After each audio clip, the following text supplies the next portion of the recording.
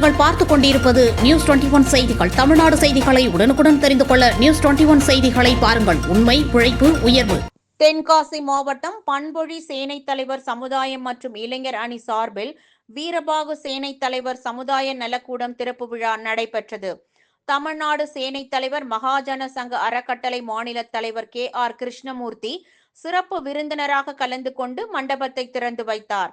பண்பொழி சேனை தலைவர் சமுதாய தலைவர் ராமையா வரவேற்று பேசினார்.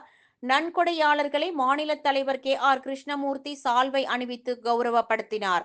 நிகழ்ச்சியில் பண்பொழி செயல் தலைவர் சமுதாய செயலாளர் கணேசன், பொருளாளர் மாரியப்பன், நிர்வாகிகள் பலவேசம் மாயாண்டி ராமையா, தென்காசி புறநகர் சேனை தலைவர் சமுதாய தலைவர் ஆறுமுகம், திருநெல்வேலி மாவட்ட கல்வி அபிவிருத்தி சங்க தலைவர் முருகையா, AVM கன்ஸ்ட்ரக்ஷன்ஸ் மாரியப்பன், முன்னாள் நாட்டாமை ஆறுமுகம், கணேசன், சித்திரைக்கண்ணு, குற்றாலம் 64 கிராம சேனை தலைவர் மண்டபங்கள் அபிவிருத்தி சங்க தலைவர் சண்முகவேல், செயலாளர் திருவேங்கடம், பொருளாளர் நாகராஜன் உள்ளிட்டோர் கலந்து கொண்டனர்.